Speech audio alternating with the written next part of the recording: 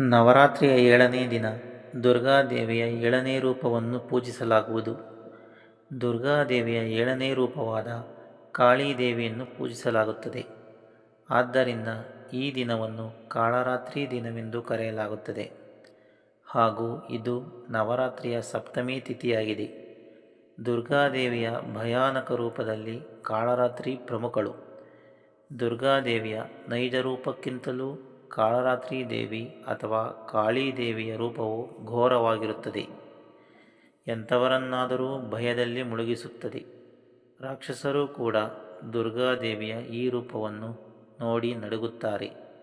ಕಾಳರಾತ್ರಿ ಆರಾಧನೆಯಿಂದ ಶತ್ರುಗಳ ವಿರುದ್ಧ, ನಕಾರಾತ್ಮಕತೆಯ ವಿರುದ್ಧ ಜಯವನ್ನು ಸಾಧಿಸಬಹುದು. ಬೆಳಗ್ಗೆ ಸ್ನಾನ ಮಾಡಿದ ನಂತರ ಉಪವಾಸ ಮತ್ತು ಪೂಜೆ ಮಾಡಲು ಸಂಕಲ್ಪವನ್ನು ತೆಗೆದುಕೊಳ್ಳಿ.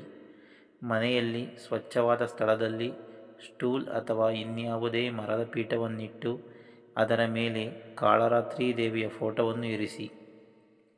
ಸಾಸಿವೆ ಎಣ್ಣೆ ದೀಪವನ್ನು ಬೆಳಗಿಸಿ, ಕುಂಕುಮದಿಂದ ತಿಲಕವನ್ನು ಹಚ್ಚಿ ಮತ್ತು ಹೂವಿನ ಮಾಲೆಯನ್ನು ಆಕೆಗೆ ಹಾಕಿ. ಅಕ್ಕಿ, ಕುಂಕುಮ ಇತ್ಯಾದಿ ಪೂಜೆ ಸಾಮಗ್ರಿಗಳನ್ನು ಒಂದೊಂದಾಗಿ ಆಕೆಗೆ ನೀಡಿ.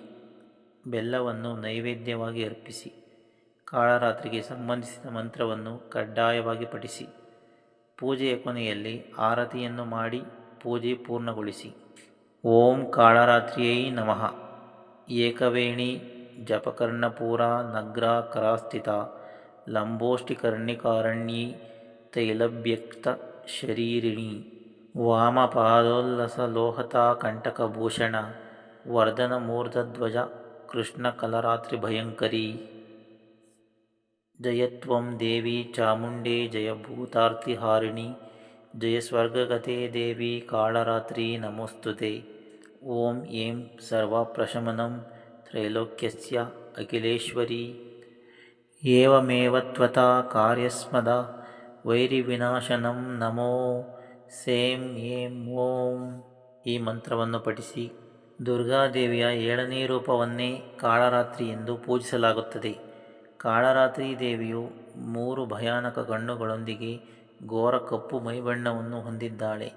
ಬಿಚ್ಚಿದ ದಟ್ಟ ತಲೆ ಕೂದಲು, ಕೊರಳಲ್ಲಿ ರುಂಡಮಾಲೆ, ಬಾಯಲ್ಲಿ ಉರಿಯುವ ಬೆಂಕಿಯನ್ನು ಹಾಗೂ 4 ಕೈಗಳನ್ನು ಹೊಂದಿದ್ದಾಳೆ.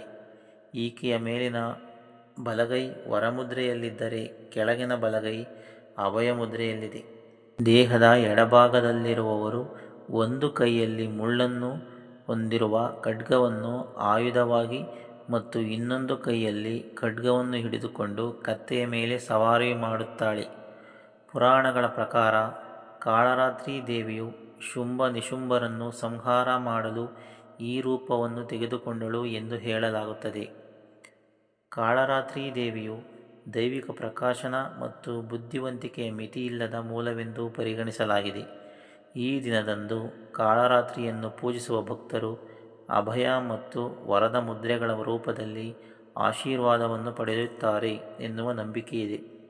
ಇದು ರಕ್ಷಣೆ ಮತ್ತು ವರಗಳನ್ನು ಸೂಚಿಸುತ್ತದೆ.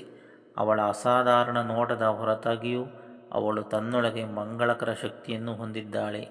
ಆಕೆಗೆ ಶುಭಂಕರಿ ದೇವತೆ ಎಂಬ ಹೆಸರು ಕೂಡ ಇದೆ.